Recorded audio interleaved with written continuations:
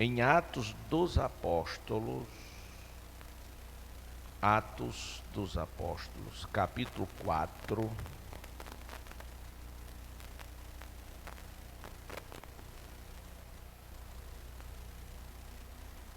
versículos 23 ao 31.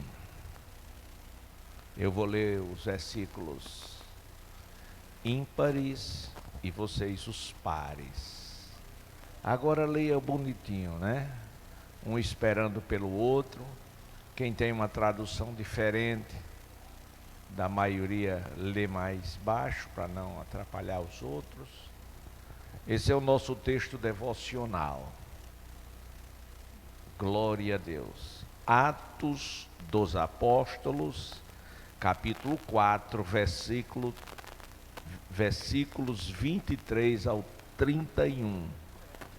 E eu quero, esta noite, com base nestes versículos, falar sobre a necessidade de vencer nas adversidades. Meu tema é vencendo nas adversidades. Glória a Deus. É necessário você saber o que fazer quando os dias forem maus, quando você for confrontado nas muitas áreas da vida. Ok? Vamos ler. Uma vez soltos, procuraram os irmãos e lhes contaram quantas coisas lhe haviam dito os principais sacerdotes e os anciãos. E ouvindo eles isto, unânimes, levantaram a voz a Deus e disseram: Senhor, Tu és o que fizeste o céu e a terra, e o mar, e tudo o que neles há. Que disseste por intermédio do Espírito Santo, por boca de Davi, nosso pai, teu servo, porque se enfurecem os gentios e os povos imaginam coisas vãs. Levantaram-se os reis da terra, e os príncipes se ajuntaram a uma contra o Senhor e contra o seu ungido. Porque verdadeiramente se ajuntaram nesta cidade contra o teu santo servo Jesus, ao qual ungistes Herodes e Pôncio Pilatos, com gentios e gente de Israel, para fazerem tudo o que a tua mão e o teu conselho tinham anteriormente determinado que se havia de fazer. Agora, Senhor, olha para as suas ameaças e concede aos teus servos que anunciem com toda intrepidez a tua palavra. Enquanto estendes a mão para curar, e para que se façam sinais e prodígios pelo nome do teu santo Filho Jesus. Todos juntos, tendo eles orado, lugar em que estavam tremeu o lugar onde estavam reunidos, ficaram cheios do Espírito Santo e com intrepidez anunciavam a palavra de Deus.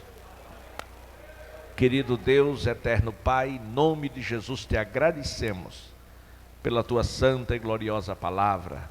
Que a unção do teu Espírito seja com o teu povo, com a tua igreja, e que teu Espírito Santo coopere conosco nesta noite, no nome de Jesus. Amém, queridos. Tome assentos, por favor. Mantenha a Bíblia aberta e nós vamos discorrer nestes versículos. O nosso tema é vencendo nas adversidades. Vencendo. Vencer é o ato de derrotar o inimigo em uma batalha. Certamente, os vencedores são aqueles que entram na guerra, que entram na batalha. São aqueles pelos quais Jesus pode contar com eles. Esses são os vencedores. Os covardes, Deus disse que podia ficar. Usou Gideão e disse que Deus não iria contar com covardes, mas com vencedores. Em segundo lugar, nós recebemos, diz Paulo escrevendo aos Romanos, não recebemos o espírito de covardia para estarmos com medo, mas recebemos o espírito de fortaleza, o Espírito Santo, que vai estar sempre conosco para nos garantir vitória. Isso é muito importante. Glória a Deus. E certamente, para se vencer, tem que se ter uma batalha, uma guerra, uma luta. E para se ter guerra, luta e batalha, é necessário que se tenha inimigos. E eu não sei se você sabe, mas você tem inimigos, e não poucos. Não que você fez, mas que eles se fizeram inimigos nossos. Glória a Deus. Desde o primeiro momento que você deixou as trevas pela luz, você se tornou oposição. Eu disse se tornou oposição ao mundo, ao diabo e à própria carne. Você se tornou oposição. Glória a Deus. E esses três inimigos são presentes e reais em nossas vidas. E nós sim precisamos vencer. É adversidade, nas adversidades. As adversidades, irmãos, elas não são todo o tempo. Existe sim aquele tempo de sossego, de paz, que não acontece nada, né? Que você se deita em berço esplêndido. Mas não é sempre assim. Existe sim o tempo das adversidades. E a adversidade, amados irmãos, fala de tudo que se opõe. A adversidade fala de oposição. A adversidade fala de desconforto, daquilo que é desfavorável. Glória a Deus. Fala de infortúnio, fala de revés. A adversidade é o caráter do que é adversário. Glória a Deus.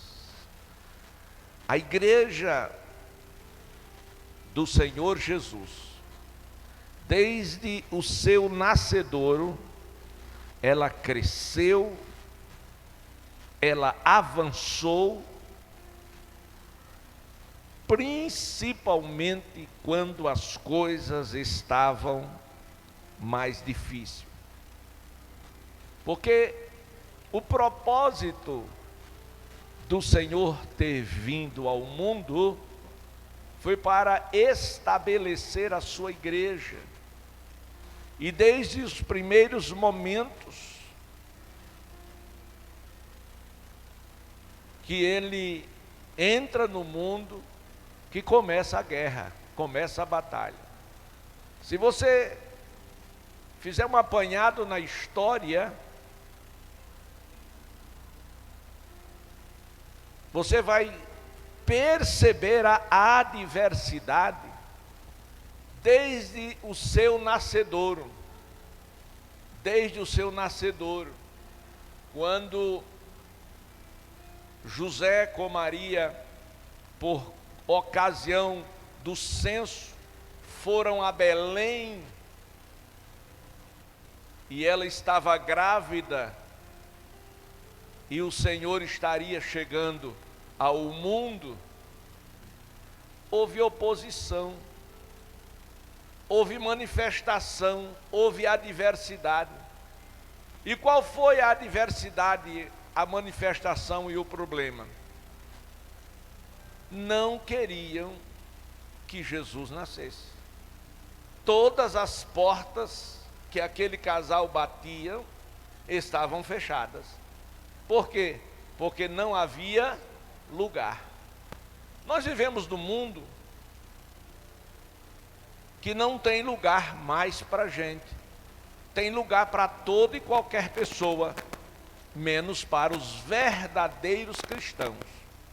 Os verdadeiros, aqueles que andam com Jesus, que brilha. Glória a Deus.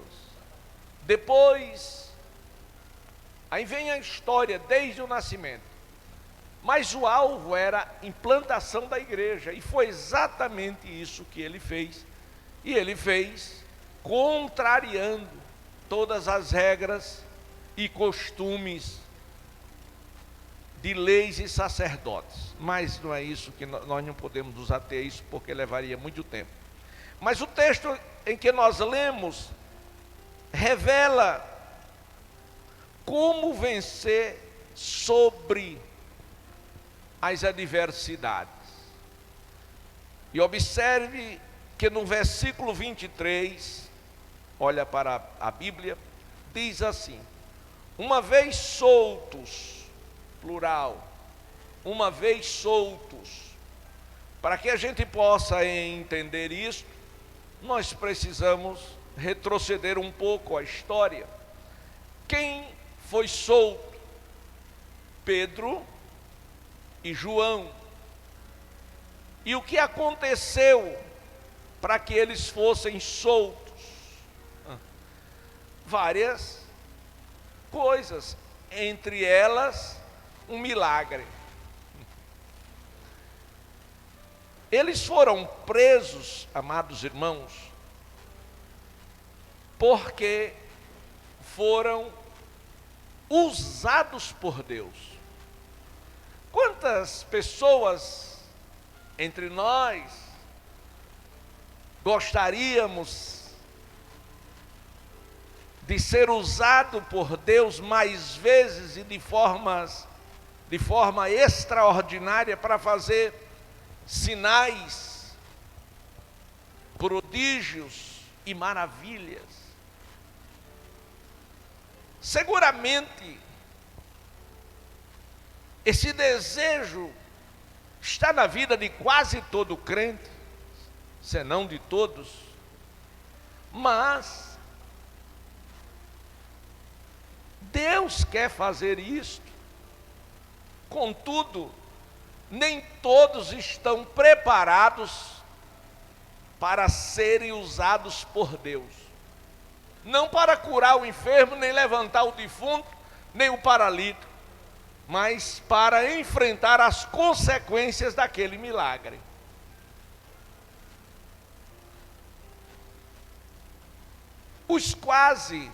Dos quase 500, já falei isso outras vezes, mas vou falar outra vez, dos quase 500 que estava no monte com Jesus, na hora que ele foi assunto aos céus, ouviram as suas orientações, os seus ensinos, as suas determinações, ouviram e entenderam.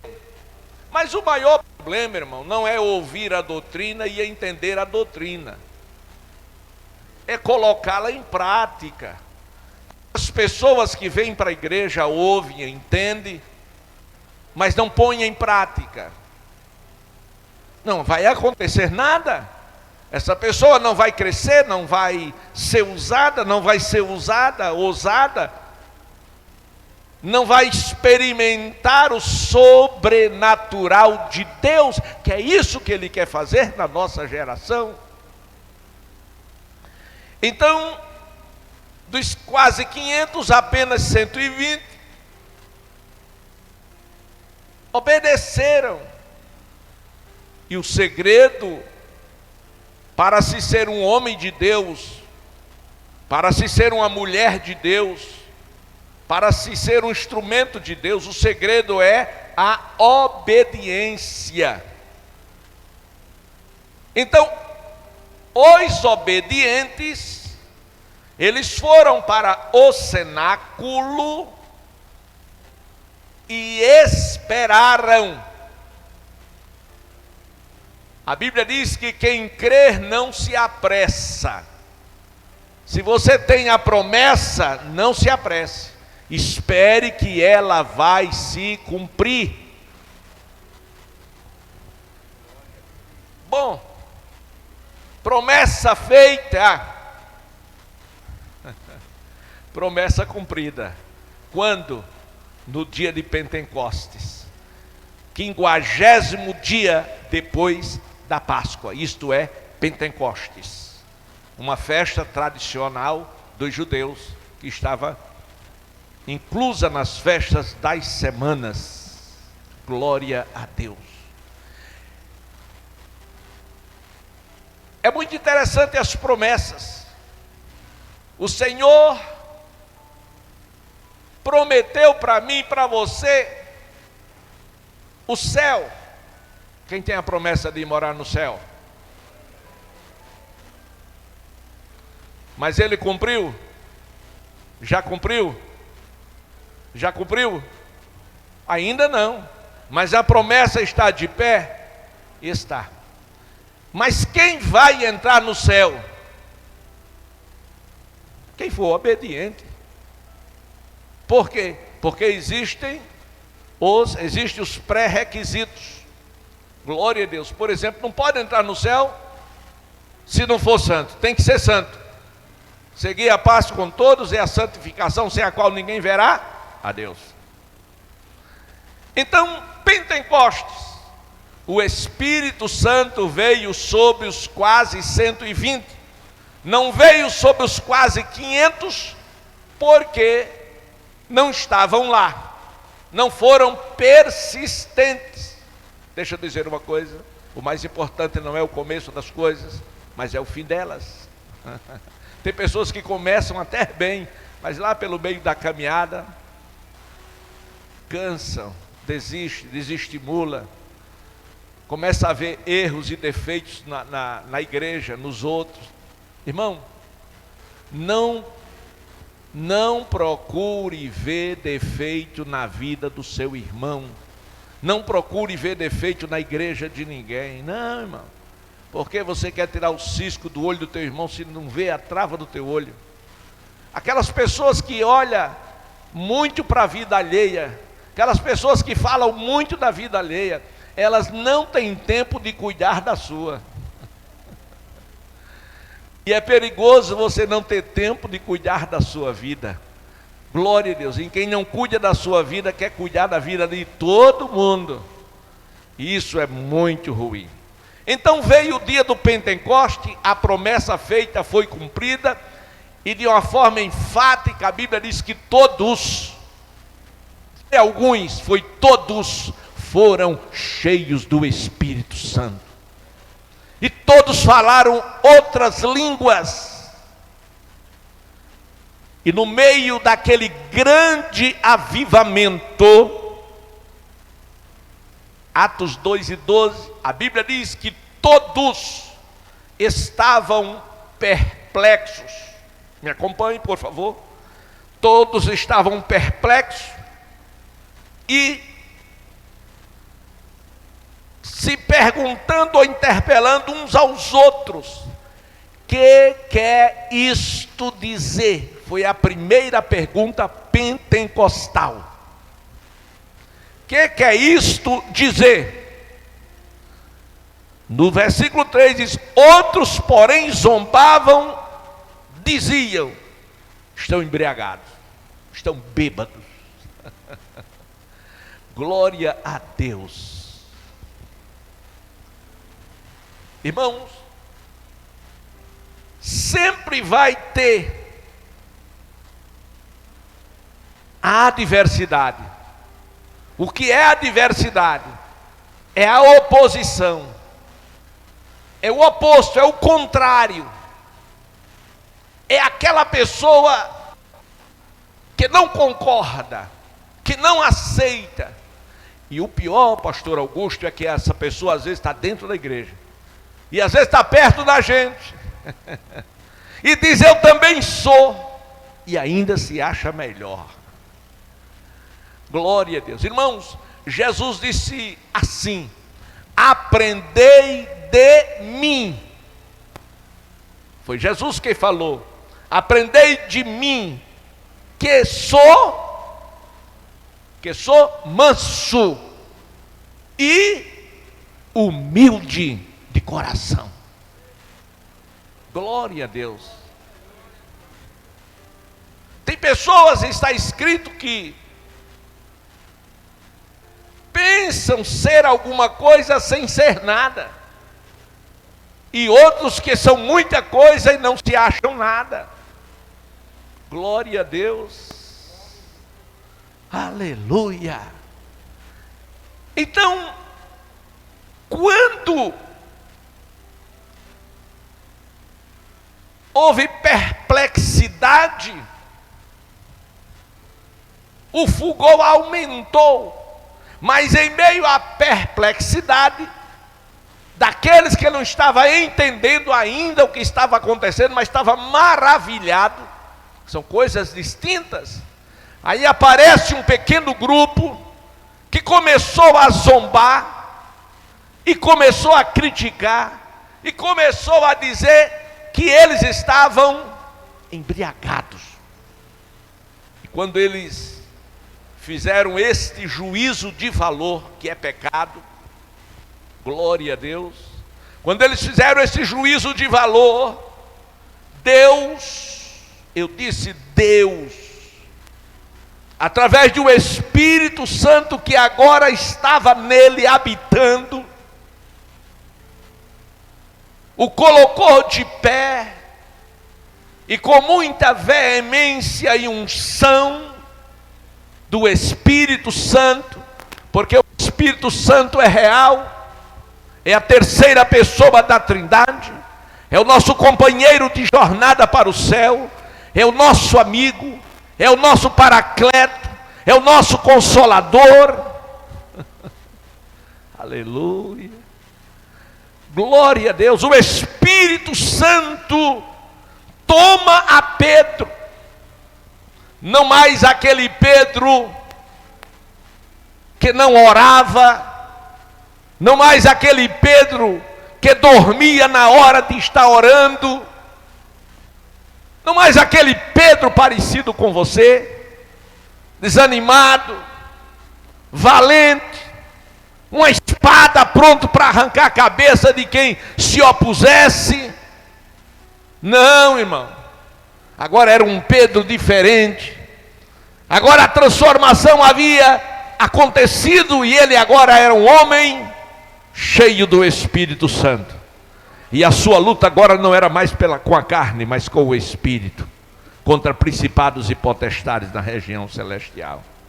E a Bíblia agora diz que Pedro colocou-se de pé com os 11, estendeu a sua voz e disse: varões judeus, versículo 14 do capítulo 2, todos os habitantes de Jerusalém, tomai conhecimento disto e atentai nas minhas palavras. Ele chamou a atenção para ele: escute-me, eu tenho algo muito importante para dizer para vocês. Sabe o que é que está acontecendo? Versículo 15: estes homens não estão embriagados, como vocês estão pensando, porque são 9 horas da manhã apenas. Mesmo que eles tivessem bebido, não teria dado tempo de ficarem assim embriagados. Mas o que está acontecendo, versículo 16, é o que foi dito por intermédio do profeta Joel. Aí ele traz a lume a profecia pentecostal proferida por Joel, e que eles conheciam. E acontecerá nos últimos dias, diz o Senhor, que derramarei do meu espírito sobre toda a carne, vossos filhos e filhas profetizarão, vossos jovens terão visões, e os velhos sonharão sonhos. E sobre meus servos e servas derramarei do meu espírito naquele dia, e eles profetizarão. Ele estava dizendo, é isso exatamente que estará acontecendo. E ele desenvolve a sua mensagem, e quando termina, 3.000, eu disse 3.000 almas se renderam aos pés do Senhor Jesus Cristo. Aleluia, glória a Deus. Meus amados e queridos irmãos, e assim a igreja nasceu. Glória a Deus. Versículo 41 fala da decisão tomada pelos 3.000 que receberam a palavra. Eles também foram batizados, e a palavra de Deus vai dizer que a partir da decisão eles perseveraram. Diga, perseveraram. Isso. Preste atenção nesta palavra. Eles perseveraram. Perseveraram no que? Na doutrina. Doutrina dos apóstolos. Perseveraram na comunhão, no partir do pão e nas orações. E havia temor em todos eles. E Deus, através deles, fazia prodígios e sinais. Glória a Deus. E todos os que criam estavam juntos e tinham tudo em comum. Amém. Mas havia uma coisa que aquela igreja não deixou de fazer. Era a oração. Era a oração. A igreja manteve a comunhão. A igreja conservou a doutrina. A igreja manteve a santa ceia. Mas a igreja permaneceu na oração. Aí a gente chega no capítulo 3. Aí no capítulo 3, isso é preâmbulo para a gente chegar lá no texto que nós lemos, viu, irmão? Aí quando chega no capítulo 3, a Bíblia fala de Pedro e João, que estava subindo ao templo para fazer o quê? Não foi para assistir um culto. Tem muita gente na nossa geração vindo para a igreja assistir culto.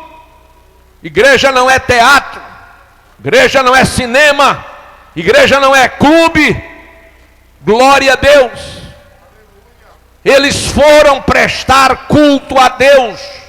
Eles foram à igreja para orar, buscar a face do Senhor. E a Bíblia diz que era a hora nona, a saber, 15 horas, a saber, 3 horas da tarde. E quando ali foram chegando, lá estava o costumeiro pedinte paralítico, que era levado pela família e colocado na porta do templo. Tudo que a família, ou o melhor que a família podia fazer, era colocá-lo na porta do templo para ele angariar recursos para a sua sobrevivência e quem sabe ajudar a própria família. E as pessoas que passavam davam a sua esmola. Mas, meus amados e queridos irmãos, naquela tarde Deus resolveu mudar a história daquele homem. E para que a história daquele homem fosse mudada, Deus contou com 2 crentes diferentes, 2 crentes que oravam, 2 crentes que conheciam a doutrina, e 2 crentes que estavam cheios do Espírito Santo. É necessário o quê, pastor? É necessário ser cheio do Espírito Santo. A maior necessidade da igreja da nossa geração é ela ser cheia do Espírito Santo. Não existe igreja poderosa vazia do Espírito Santo. Vivemos em época de formalidade ou formalismo. Vivemos em épocas, meus amados e queridos irmãos, que o avanço da tecnologia tem trazido muitos prejuízos à vida espiritual de muita gente. Hoje os pregadores, eles não levam muito tempo de joelhos, pedindo a ajuda do Espírito Santo, uma revelação de Deus, para pregar uma palavra vindo do céu. Não! Eles pegam uma quentinha, colocam no micro-ondas e diz: vamos comer que essa está ótima. Tá não! Só é boa quando vem do céu, só é boa quando vem de Deus, só tem proveito quando a porta do céu se abre e o Espírito Santo desce. Mas isto é para quem conserva a doutrina, para quem ora e para quem está cheio do Espírito Santo de Deus.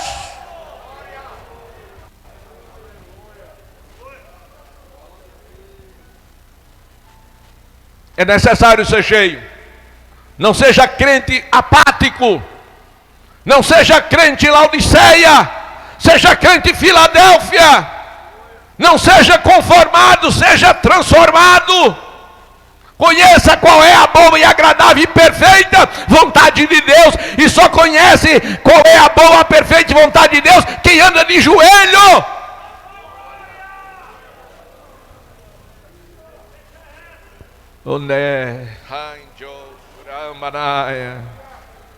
A Bíblia diz que ele estava indo à oração, e aquele coxo era de nascença, e que todos os dias ele estava à porta do templo chamado Formosa, pedindo esmola.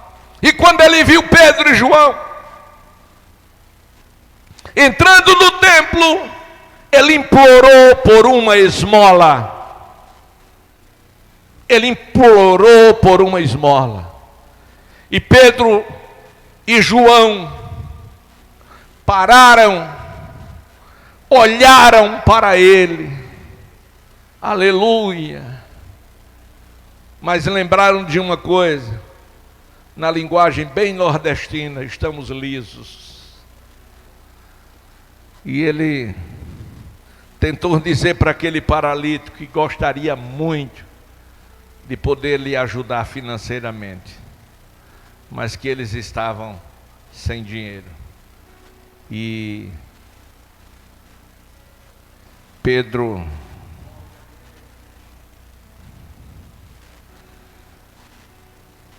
fitando nele os seus olhos, e João também, eles disseram: olha para nós.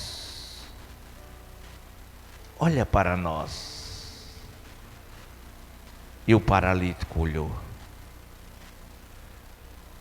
E eles: não temos prata nem ouro, mas o que temos, isto te dou. Me ajude. Eles não tinham prata, eles não tinham ouro, mas o que é que eles tinham? Autoridade espiritual. Não tenho prata, não tenho ouro, mas o que eu tenho, isto te dou, em nome de Jesus Cristo. Levanta e anda. E o homem levantou, não porque não creu, mas ele, Pedro e João, creram. Pegou ele pela mão e disse: tu vai andar. Deu um solavanco. Quando ele se colocou de pé, ele andou. Não é que eu estou andando mesmo?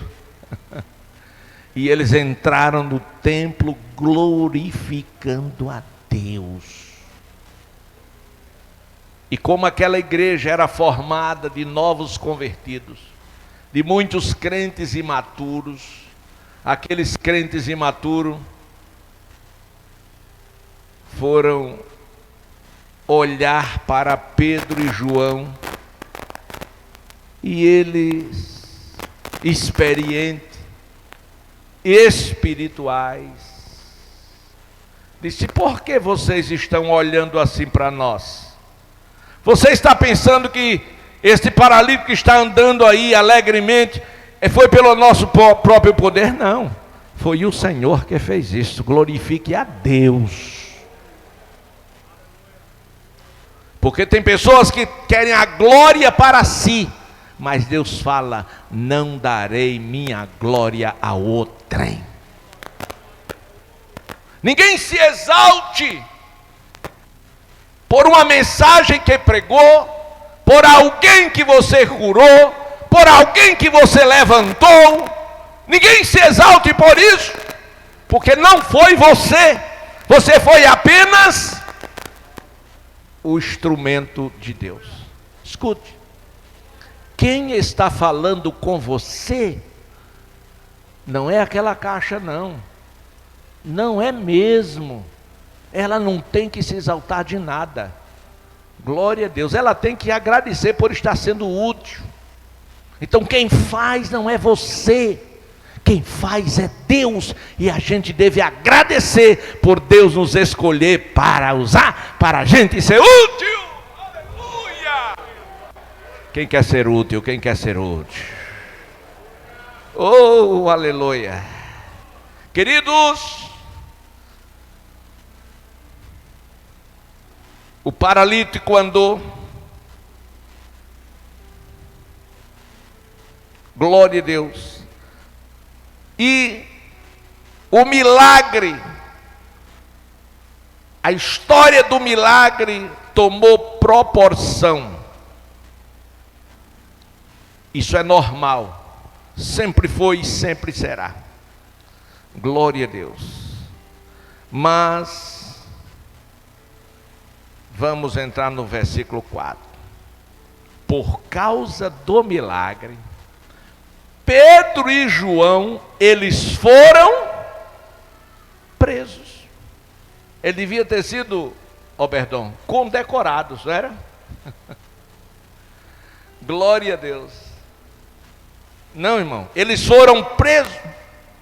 A Bíblia diz que eles estavam, no capítulo 4, falando ainda ao povo, quando sobrevieram os sacerdotes, o capitão do templo, os saduceus, que estavam ressentidos por ensinarem eles o povo e anunciarem em Jesus a ressurreição dentre os mortos, porque os saduceus não acreditavam em ressurreição dos mortos. Glória a Deus. Era os saduceus, irmãos, eles não acreditavam em ressurreição dos mortos, e nem era uma seita, nem era um partido religioso. Não, ele era as três coisas ao mesmo tempo, toda distorcida. Agora, era formado de sacerdotes, mas só sacerdotes de uma outra classe social, sacerdotes ricos, e eles quem dominava esses três poderes. E eles também não eram uma classe de filósofos, também não, mas ele se envolvia nas três coisas. A verdade é que Pedro e João agora estavam presos. Mas depois de 3.000 veio mais 5.000 para receber Jesus. E a Bíblia diz que Pedro e João, no dia seguinte, foram levados a Jerusalém as autoridades, os anciões e os escribas, ao sacerdote Anás, a Caifás, a João, a Alexandre, e todos os que eram da linhagem do sumo sacerdote. e foi colocado perante eles para que eles fossem arguídos. E a pergunta foi: com que poder, ou em nome de quem vocês fizeram isto? Versículo 8, me ajude aí. O que é que está escrito? Eu gosto disso aí, eu gosto. Me dá vontade de correr e pular. O que é que disse ele? Quando os sacerdotes perguntaram: com que poder ou em nome de quem vocês fizeram isso? Que foi que Pedro respondeu? Então Pedro, cheio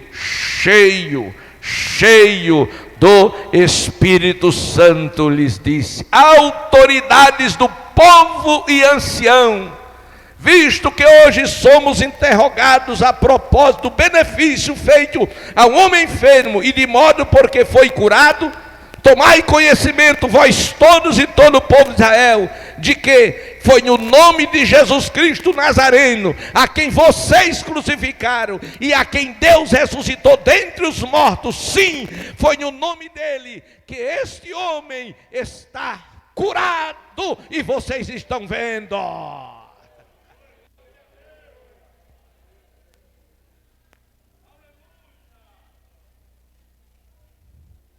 Contra fatos não há argumentos. E ele foi mais. No versículo 23 ele diz: olha, sabe de uma coisa? Não há salvação em nenhum outro. Salvação só nele, em Jesus. Vocês mataram, Deus ressuscitou. E os saduceus estavam lá, que não acreditavam em ressurreição. Em outras palavras, você pensou que terminou a história? Você pensou que acabou? Você pensou que fechou a igreja? Não, a igreja está viva, está santa, é diferente e é poderosa. É diferente, é santa e poderosa. Aleluia. Glória a Deus. Meus amados irmãos, como vencer nas adversidades? Isto foi o preâmbulo. Agora vamos entender como vencer nas adversidades. Primeiro, busque a companhia dos irmãos. Busque a companhia dos irmãos. É melhor dois do que um. Tem melhor paga no seu trabalho. Jesus mandou também de dois. Nós não devemos depender do irmão, mas nós devemos precisar do irmão. Gente precisa de Deus e também de gente. Nós precisamos de Deus e precisamos dos irmãos. Agora, precisamos dos irmãos e dependemos de Deus. Quando Marta e Maria mandou chamar Jesus, ele não foi. Quando ele chegou, parecia ter chegado no horário errado, tarde demais. Não, Jesus nem chega antes nem depois, só chega na hora certa. Quando Maria levou ele lá para o túmulo, Jesus disse: tirai a pedra. Eu preciso de vocês. Para quê? Para tirar a pedra. Glória a Deus. Será que Jesus não podia ter dito: pedra, sai da frente? Podia. Mas isso aí, o homem que... Não, então você faz. O que você tem que fazer, meu irmão? O que você tem que fazer, vá fazer. Se você fizer o que tiver que fazer, a sua parte, pode ficar certo que Deus cobre a despesa, porque a outra parte você não pode e Ele pode fazer por você. Agora, não queira que Deus faça o que você pode fazer, porque nenhuma coisa nem outra vai acontecer, porque Deus não gosta de preguiçoso. Ele diz: vai ter com a formiga, preguiçoso. Glória. Aleluia.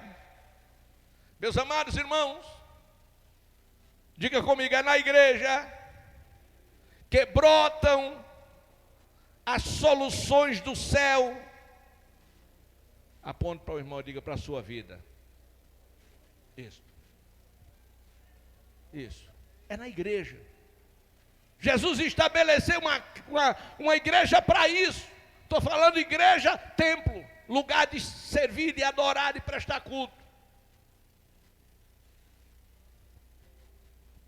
Glória a Deus. E tem crente que não gosta da igreja, não vem para a igreja. Isaías capítulo 6. Profeta de Deus.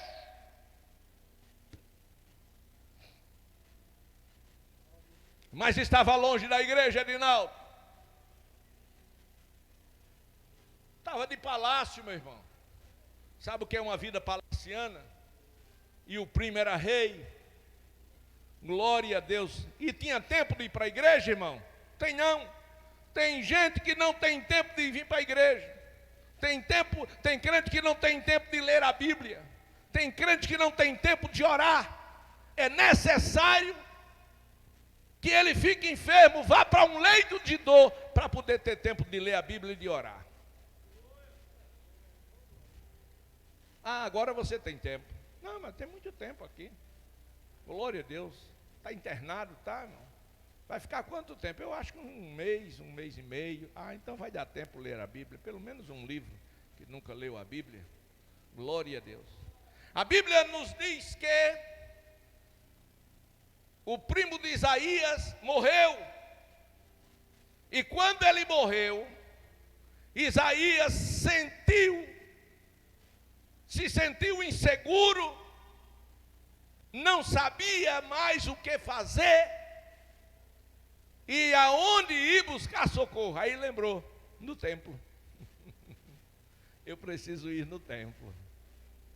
Glória a Deus. E ele foi ao templo, e quando ele chegou no templo, ele teve uma visão. Isaías 6:1, ele diz: eu vi. O que foi que Isaías viu? Ele viu o Senhor assentado num alto e sublime trono. As suas vestes enchiam o templo. Havia serafins por cima dele. Tinham 6 asas, com 2 cobria o rosto, com 2 cobria os pés e com 2 voavam. E eles clamavam uns aos outros dizendo: Santo, Santo, Santo, Santo é o Senhor dos exércitos, e toda a terra está cheia da sua glória. E quando eles começaram a enaltecer a glória do Eterno e Todo-Poderoso, a Bíblia diz que as bases do limiar se moveu, a voz do que clamava, e a casa se encheu de glória. E quando a casa de Deus se encheu de glória, Isaías clamou, assombrado, assustado, dizendo: ai de mim, estou perecendo, porque sou um homem de lábios impuros, habito no meio de impuros lábios, e os meus olhos viram o Rei e o Senhor dos exércitos. Ele disse que era um homem de quê? E habitava no meio. Ou seja, onde é que você tem andado? Com quem você tem andado? O que você tem falado e o que você tem ouvido? Como é que estão os seus lábios?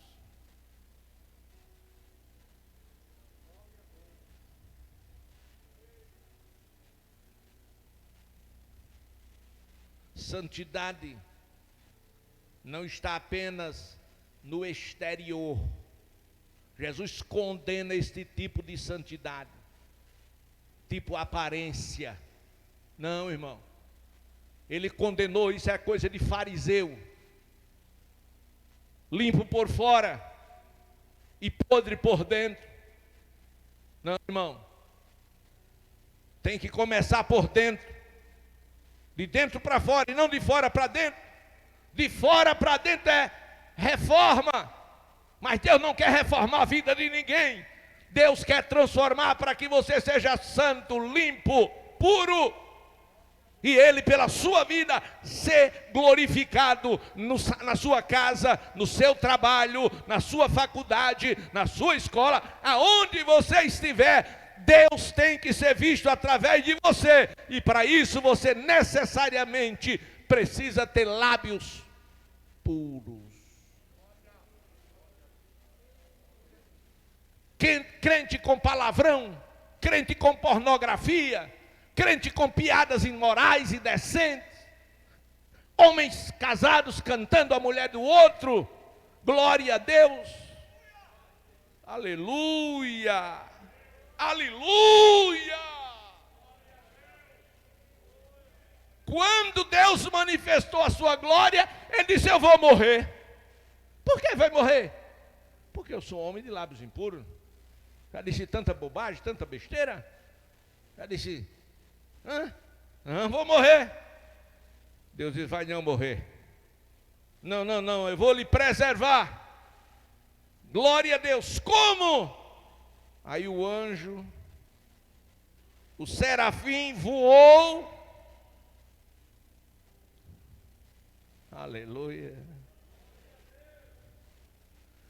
O serafim voou para ele, trazendo na mão a brasa viva que havia tirado do altar com uma tenaz. E com a brasa tocou a boca do profeta.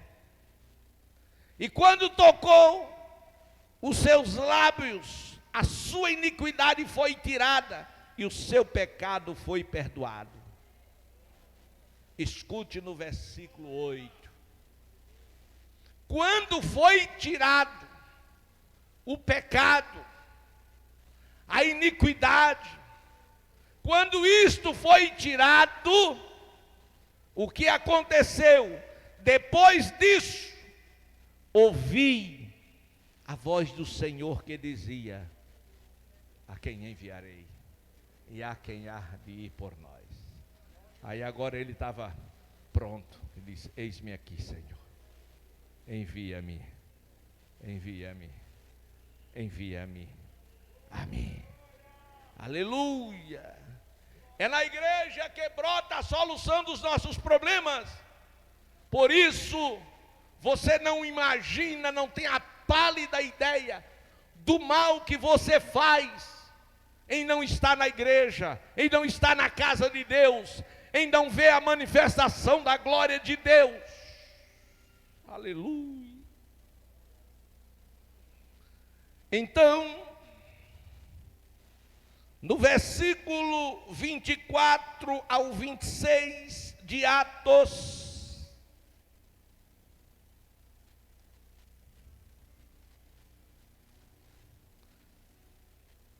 Pedro,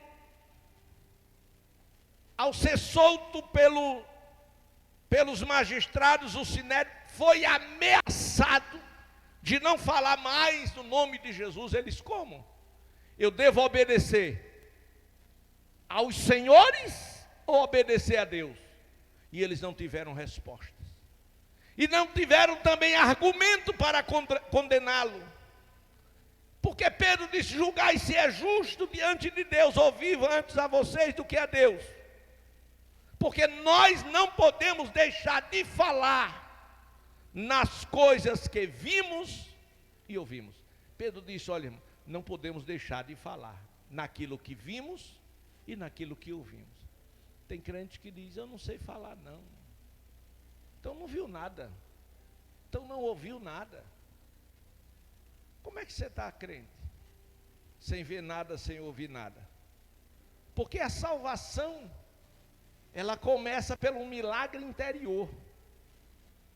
E a Bíblia diz que é o Espírito Santo que nos convence do pecado, da justiça e do juízo. O Espírito Santo lhe convenceu do pecado, da justiça. Então você ouviu a voz do Espírito Santo.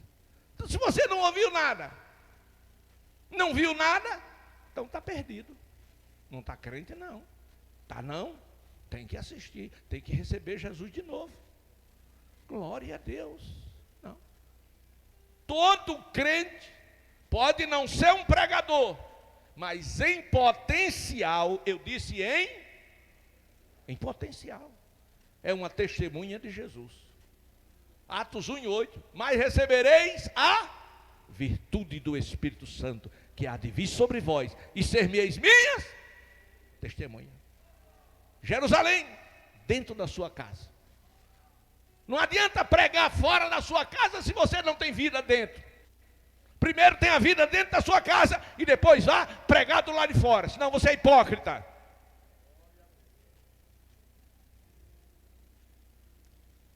Versículo 24. Ouvindo isto, unânimes levantaram a voz a Deus e disseram: Tu, soberano Senhor, que fizestes os céus e a terra, o mar e tudo que nele há, que disseste por intermédio do Espírito Santo, por boca de Davi, nosso pai, teu servo. Isso é no Salmo 146, 6. Por que se enfurece os gentios? Por que se enfurece os gentios? E os povos imaginam coisas vãs? Levantam os reis da terra, as autoridades ajuntam-se contra o Senhor e contra o seu ungido. Porque verdadeiramente se ajuntaram nesta cidade contra o teu santo servo, ao qual ungiste. Herodes e Pôncio Pilatos se juntaram, eram inimigos, mas vamos derrubar Jesus, então os inimigos se juntam para derrubar. E com os gentios se juntou a Israel, os inimigos se juntaram para derrotar Jesus, para fazer tudo o que a sua mão e o seu propósito predeterminaram. Amados, escute. Número 1, busque a companhia dos irmãos, junte as forças. Número 2, ande de joelhos. É através da oração, porque a oração é uma arma de guerra. Quando você se curva diante do Deus vivo e todo-poderoso, o Senhor dessa igreja. É através da oração que você é levantado com autoridade diante dos homens. É através da oração que o medo vai embora e que as ameaças não vai nos abalar. Tem crentes que por uma só palavra fica tão abalado, porque não ora. Mas escute, entenda que a maldade não pode frustrar os desígnios do Deus eterno e todo-poderoso. A Bíblia nos mostra, nesses versículos que lemos, que para combater o bem, o mal reuniu suas forças numa coalizão, ou seja, numa junção de inimigos que se fizeram amigos. Por exemplo, Herodes e Pilatos, judeus e gentios, eram inimigos, mas eles se uniram contra Jesus. E essa orquestração não frustrou os desígnios de Deus. Antes, ele cumpriu o seu soberano propósito. Porque Deus não muda. E ninguém pode impedir os planos, os projetos de Deus. Aleluia. O segredo da igreja está na mão de Deus. Amém. E eu quero te dizer nessa noite, meu irmão, não peça a cessação dos problemas, mas eu quero que você peça, em vez de pedir que Deus tire os seus problemas, ou os problemas que estão vindo sobre você, eu quero que você peça poder para testemunhar no meio deles. Quem entendeu? Eu disse que na hora da adversidade, na hora do problema, você não peça: Deus, choramingando, tenha misericórdia de mim, tira essa luta. Não, tire não, Senhor, manda mais. Agora diga assim: Senhor, cinge os meus lombos, me fortaleça, me dê autoridade. Eu não vou baixar minha cabeça, eu vou marchar, eu vou em frente, eu vou arrebentar com Satanás e seus ardis.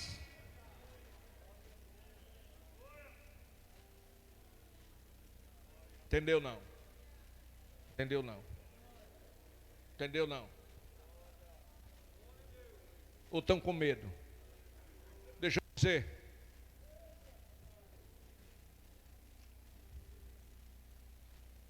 Não seja um passarinho. Olha para o irmão assim, diga: não seja passarinho. Isso, seja águia. Os passarinhos também voam. Os passarinhos também andam nas alturas. Mas os passarinhos que voam, que estão nas alturas, na hora que vem a tempestade, que o céu se enegrece, eles batem retirada, vão procurar abrigo. Mas a águia é diferente. O céu se enegrece, surge a tempestade, ela fica esperando. Quando a tempestade começa, ela abre as suas enormes asas, coloca para trás. Parece aqueles irmãos, né? Águia. Aleluia. Aleluia. Bota as asas para trás e ó, voa. A tempestade vem e ele vai. E a águia vai. Ela rompe toda a tempestade. Depois que atravessa a tempestade, em cima da tempestade, ela começa a voar em linha reta enquanto está descansando. Assim é a vida de um crente cheio do Espírito Santo. Ele não é covarde, ele não é medroso, ele não foge na hora da luta, ele não foge na hora da tempestade, ele voa em direção à tempestade, ele rompe a tempestade, sai do outro lado dando glória a Deus e aleluia. Às vezes as nossas orações apenas visam o fim do sofrimento, mas nós não pedimos poder. Deixa eu só lembrar o irmão de quando eu estava no hospital com Covid, e numa situação muito incômoda.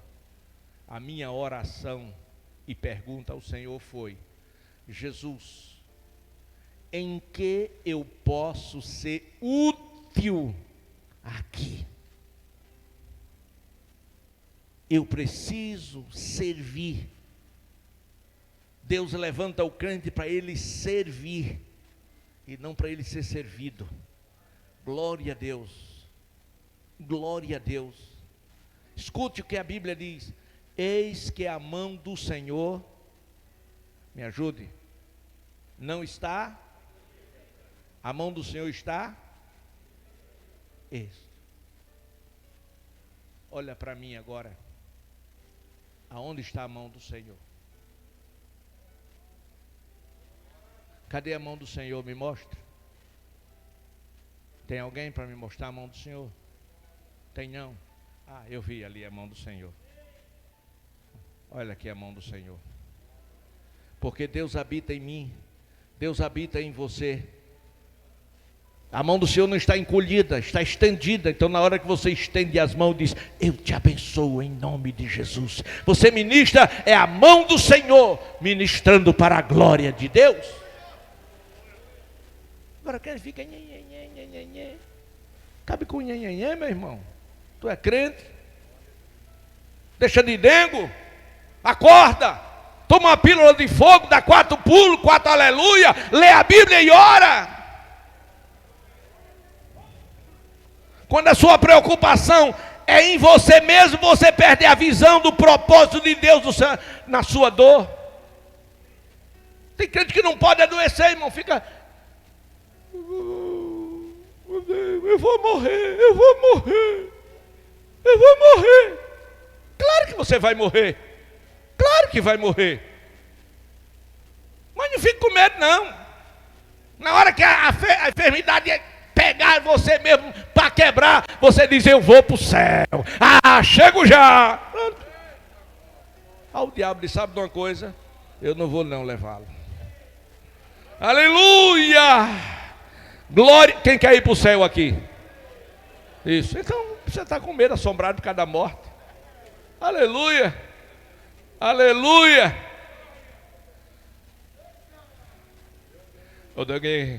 Ou é a questão que chotopina faia.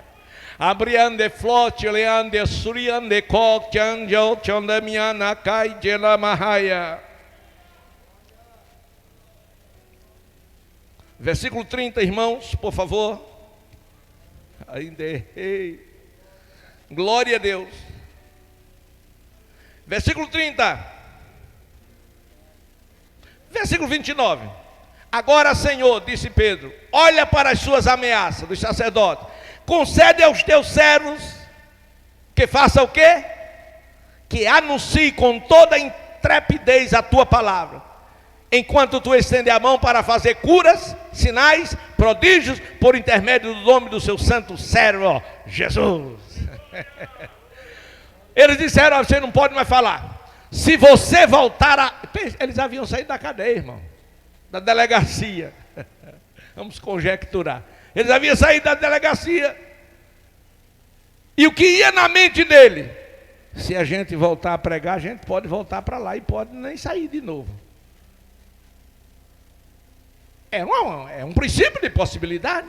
Mas ele não estava preocupado, irmão. Ele não estava preocupado com a delegacia. Ele não estava preocupado com o sacerdote, com Caifás, com Anás, não. Ele estava preocupado se o nome do Senhor estaria sendo glorificado ou não.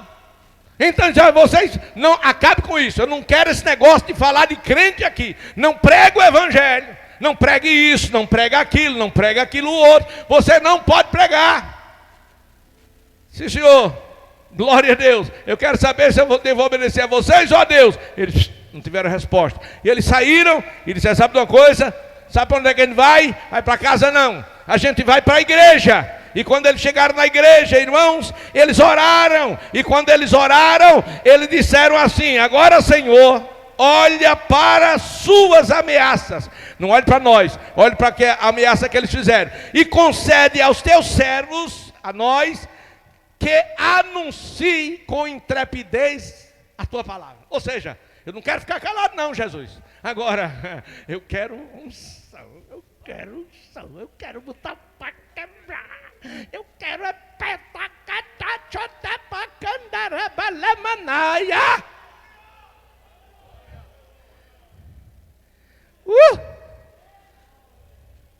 Enquanto nós pregamos com intrepidez a tua palavra, versículo 30, aí o Senhor faz o seguinte: o Senhor, que é todo poderoso, estenda a tua mão, faça milagres, cura, sinais, prodígio, por intermédio do nome do teu servo. E o que aconteceu quando eles terminaram de orar? Versículo 31. O que aconteceu?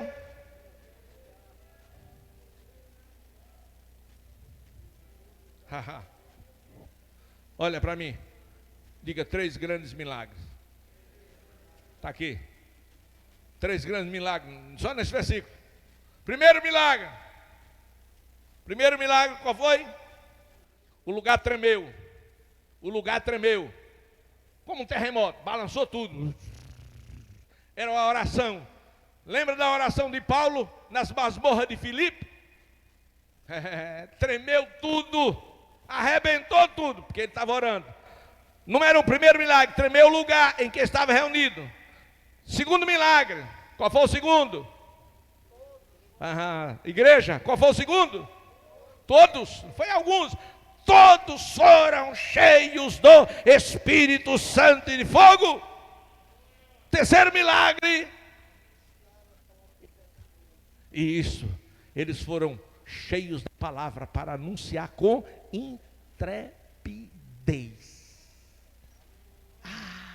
Eles abriam a boca, Deus colocava a palavra e mandava chumbo, e o diabo tinha que sair da frente.